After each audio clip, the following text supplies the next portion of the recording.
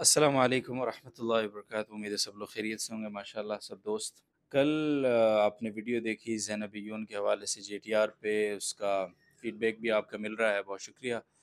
مشکل تھی ان حالات میں یہ ویڈیو بنانا، بیکاز کہ جس طرح سے خطرہ ان کا بڑھ رہا ہے، جس طرح سے وہ دوبارہ سے اپنے دہشت گردی کے نئے ٹاسک کے ساتھ آئے ہیں، تو بہرحال اتنا کھل کے بولنا اتنا آسان نہیں ہوتا، اور کافی سارے میسیجز اور ان چیزوں سے اندازہ بھی ہو رہا ہے، لیکن کوئی تو بولے گا اور کسی کو تو بولنا ہے، کیونکہ کم از کم میں ذاتی طور پر یہ محسوس کرتا ہوں کہ ایک بار پھر ہم پاکستان اور بالخصوص شہر کراچی کو اہل سنت کے خون سے رنگین ہوتا نہیں دیکھ سکتے۔ اتنا حوصلہ نہیں ہے اب، اتنی ہمت نہیں ہے، اور کیوں دیکھیں بھائی، کیوں دیکھیں؟ آخر ملک ہے ہمارا، یہ 95% سے زیادہ اہل سنت کی آبادی ہے یہاں پہ، وہ کیوں نشانہ بنے کسی ایسے ملک کی پراکسی کا کہ جن کی یہاں پہ 5% بھی نمائندگی شاید نہیں ہے؟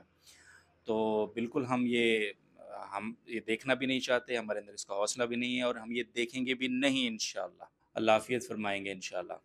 اس ویڈیو کے کچھ کامنٹس میں نے دیکھے، زیادہ تو نہیں دیکھ سکا، لیکن ایک دو چیزیں وہاں پہ وہ کامنٹس میں لوگوں نے لکھی ہوئی تھیں کہ دیکھیں جی، یہ اس لیے اتنے آزاد ہیں کہ بڑے بڑے عہدوں تک ان کے لوگ پہنچے ہوئے ہیں، وہاں سے ان کو سپورٹ ملتی ہے، فلاں عہدے پہ بھی یہ ہیں، فلاں ادارے میں بھی یہ ہیں، فلاں فیصلہ ساز کرسی پہ بھی یہ ہیں، وغیرہ وغیرہ۔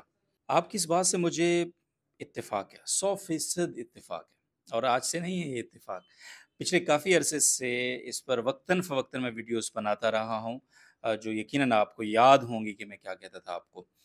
اور بالکل آپ صحیح کہہ رہے ہیں کہ پہنچے ہوئے ہیں اور سپورٹ کر رہے ہیں۔ آخر کون ہے جو پورے پچھلے اتنے سالوں میں جو قتل و غارت ہوتی رہی، تو کھل کر نہ کسی ملک کا نام لیتا تھا، نہ کسی میڈیا چینل کو لینا دیتا تھا؟ آخر کون ہے جو اتنا کور فراہم کر رہا تھا اس زینبیون اور اس طرح کے اور پراکسیز کو؟ یہ سوال مطلب ہمیں ضرور تنگ کرتا ہے، اور اس کا جواب بڑا سمپل ہے، ٹھیک ہے؟ اور وہ جواب آپ کو بھی پتہ ہے، مجھے بھی پتہ ہے۔ اور جس طرح آپ بتا رہے ہیں کہ عہدوں پہ ان کے لوگ پہنچے ہوئے ہیں اور وہ ان کو جو ہے نا جیسے چاہتے ہیں کور کرتے ہیں، بالکل یہ بات درست ہے، لیکن اب سوال یہ ہے، یہ کیوں پہنچے ہوئے ہیں اور ہم کیوں نہیں ہیں؟ یہ سوال ہے، یہ سوال میں اکثر آپ کے سامنے اٹھاتا ہوں۔ پھر جب میں یہ سوال اٹھاتا ہوں تو بہت سارے لوگ یہ بھی کہتے ہیں کہ جی، ہمیں ڈراتے ہو عہدوں سے، ہمیں ڈراتے ہو، وہ عہدوں پہ پہنچے ہوئے ہیں، ہم نے تو جوتے کی نوک پہ رکھا ہے۔ دیکھیں، یہ آپ کے جذبات ہیں، میں ان کی قدر کرتا ہوں، لیکن دنیا نا اسباب کے ساتھ چلتی ہے، ٹھیک ہے؟ یہ تمام جتنے کارکن، یہ نوجوان میرے دوست، میرے ساتھی میری یہ ویڈیو سن رہے ہیں، جن کا جو اہل سنت ہیں، جن کا نظریہ ہے اہل سنت، جو صحابہ اور اہل بیت کے عاشق ہیں، جو میری یہ ویڈیو سن رہے ہیں، ان کو پتہ ہے میری اس بات کا کیا مطلب ہے۔ آپ اپنی جذباتی تقریروں سے اس حقیقت کو جھٹلا نہیں سکتے، اور آپ اپنی غفلت کو چھپا نہیں سکتے، ٹھیک ہے؟ آگے بڑھتے ہیں۔ یہ کیوں پہنچے میں، ہم کیوں نہیں ہیں، اس پر ہم بات کریں گے۔ میں آپ کو ایک مثال دوں گا اسلام آباد کی، ٹھیک ہے؟ اور اس سے آپ کو آسانی سے سمجھ آ جائے گا کہ ہم کہاں لیک کر رہے ہیں، کہاں کمزوری ہے ہمارے اندر، اور کہاں سے وہ اپنے آپ کو سٹرونگ اور مضبوط بنا رہے ہیں۔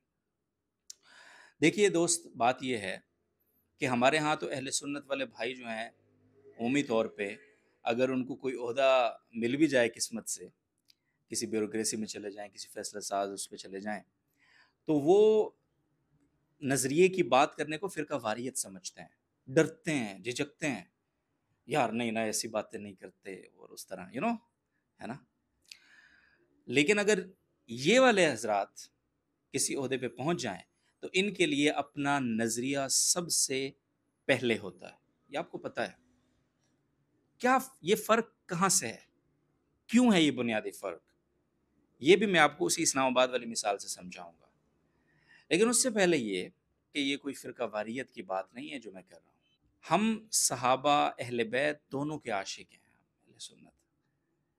میں ان تمام لوگوں سے جو صحابہ کرام پہ تبرہ کرتے ہیں یا ان کے مسلک کے لوگ کرتے ہیں، جو بھی ہے، میں ان سے بھی گزارش کرتا ہوں کہ برات کریں اس تبرہ سے، باز آئیں اس سے۔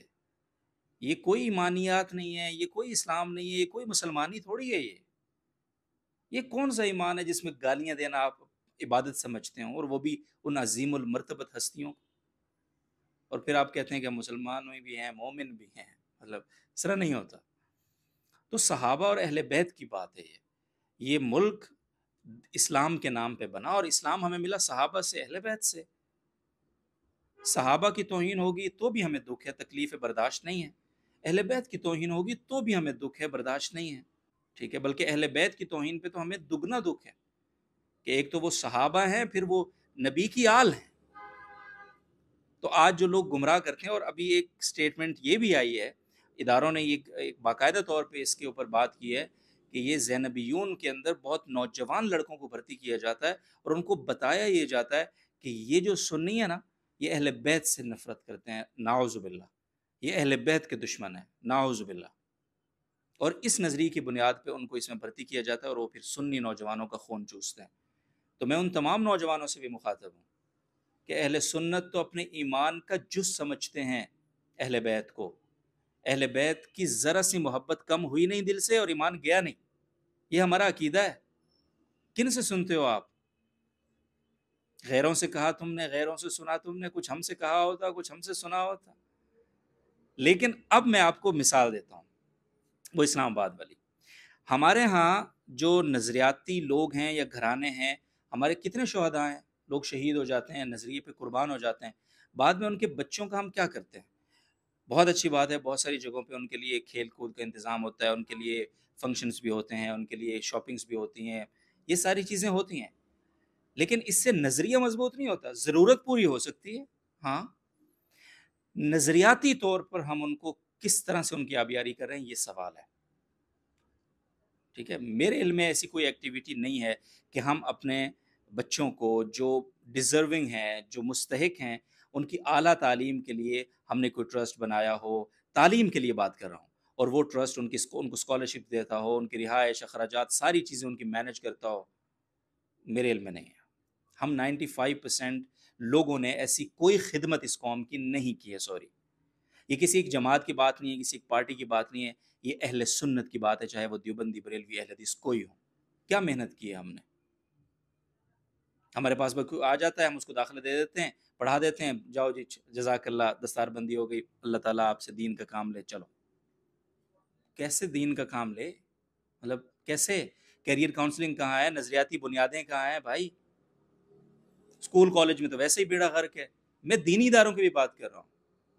ادھر اسکول کالج کی لائن میں اتنی نظریاتی محنت ہو رہی ہے کہ آپ حیران ہو جائیں گے۔ میں جو اسلام آباد کی بات کر رہا تھا، آج سے 6-7 سال پہلے میں اسلام آباد گیا، تو وہاں ہمارے ایک دوست تھے، انہوں نے مجھے ایک بہت بڑا بلڈنگ دکھائی جس میں کوئی 200 پلس فلیٹس تھے اس ایک بلڈنگ میں۔ اس نے کہا یہ فلاں مسلک والوں کی ملکیت ہے، وہ اپنے مسلک ہی کے بچوں کو یہاں رکھتے ہیں، اور ہر کسی کو نہیں رکھتے، بلکہ وہ بچے جو ڈیزرونگ ہوتے ہیں، گلگت اور اسی طرح چترال اور یہ دور دراز جو علاقے ہیں جہاں یہ تو تعلیم ہے ہی نہیں، اور اگر ہے تو والدین کے پاس بچوں کو تعلیم دینے کے وسائل نہیں ہیں، ان بچوں کو وہاں سے لاتے ہیں، مڈل کے بعد، میٹرک کے بعد، انٹرمیڈیٹ کے بعد، ذہین بچوں کو اسکروٹنی کر کے، اور ان کو فل اسکالرشپ دیتے ہیں، ان کی رہائش، کھانا پینا، ہر چیز فری۔ اور پھر اس پورے انوائرمنٹ میں یہ جو 200 پلس فلیٹس کی بلڈنگ ہے، اس کے اندر صرف اسی مسلک کی نماز ہوتی ہے، اسی کے مطابق قرآن مجید کا ترجمہ، تفسیر، تشریح، ہر چیز ان کی ہوتی ہے۔ تو ایک طرف وہ یونیورسٹی کالجز میں اعلیٰ تعلیم لے رہے ہوتے ہیں، جس سے ان کو وہ سیٹ ملے گی جس کا آپ رونر ہو رہے ہیں کہ ادھر وہ بیٹھے ہیں، اور ساتھ ہی ساتھ وہ نظریاتی محنت ان پہ کر رہے ہوتے ہیں کہ اس کو جب وہ سیٹ مل جائے تو نظریہ پھر بھی اس کے لیے سب سے پہلے ہو۔ اب مجھے ایک بات بتاؤ، ایک بچہ ہے، اس کو آپ میٹرک کے بعد، مڈل کے بعد لائے، اس کو آپ نے پالا ہے، پوسا ہے، پڑھائی کرائی ہے، اس کے خرچے اٹھائے ہیں، کاپی پینسل سے لے کے ڈگری کرنے تک ایک ایک چیز آپ نے اس کی مینج کی ہے، پھر اس کے بعد اس کو کوئی سیٹ ملی ہے، کوئی عہدہ ملا ہے، اور وہاں وہ بیٹھا ہے جا کے، تو کیا خیال ہے وہ نظریے سے باغی ہو جائے گا؟ وہ آپ کو بھول جائے گا؟ وہ اتنے احسانات کو بھول جائے گا؟ نیور۔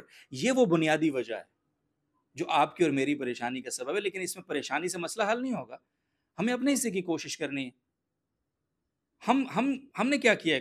ہم نے کون سی ایسی ایفرٹ کر لی ہے کہ ہم شکوہ، ہم تو صحیح بات ہے، شکوہ بھی زیب نہیں دیتا۔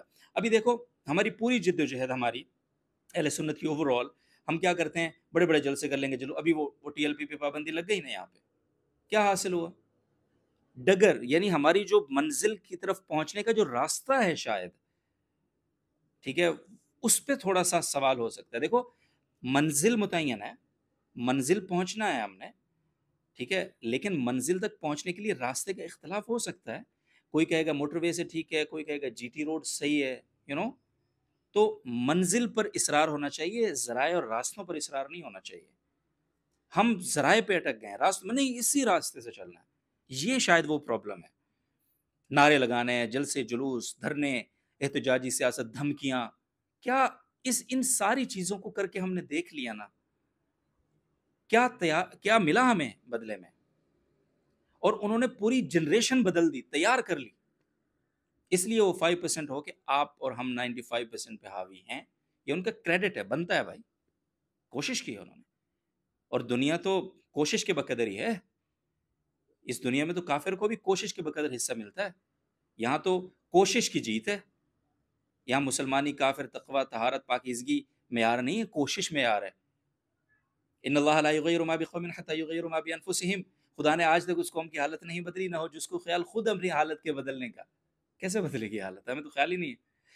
ایک اور بات کہ میں آپ سے یہ ضرور کہنا چاہتا ہوں کہ ہمیں بطور اہل سنت، یہ پلیز اس کو سمجھیے کسی جماعت پارٹی، اگر آپ ان زینبیون جیسے دہشت گردوں سے، ان فاطمیون بریگیڈ جیسی پروکسیز سے، بدترین پروکسیز سے، اور نظریاتی اور فرقہ وارانہ دہشت گردی سے اس پاکستان وطن عزیز کو پاک کرنا چاہتے ہیں، تو راستہ ایک ہی ہے، آپ نے اپنے بچوں کو ایجوکیشن دینی ہے، اور ان کو وہ جو حقیقی طور پہ اس ملک کے وارث ہیں، ان کو ان کی جگہوں تک، ان کی سیٹوں تک، ان کے عہدوں تک، فیصلہ ساز اداروں تک پہنچانا ہے۔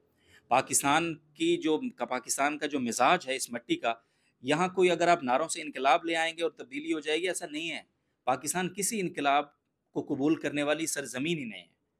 آپ کو یہاں پہ تھرو دا پروسیس آنا ہے، جو ایک پروسیس ہے اسی کے تھرو محنت کر کے اپنے آپ کو لانا ہے، اور ان جگہوں تک پہنچانا ہے جہاں فیصلے ہوتے ہیں، اور پھر فیصلے کرنے ہیں پاکستان کی نظریاتی بنیادوں کے مطابق، کسی مسلک کے مطابق نہیں، سمجھے؟ اللہ تعالیٰ ہمیں توفیق دے، ہماری لیڈرشپ کو، ہمارے قائدین کو، ہمارے رہنماؤں کو توفیق دے، اور ہمیں بطور نوجوان ان کا دست و بازو بننے کی توفیق دے۔ بہت شکریہ۔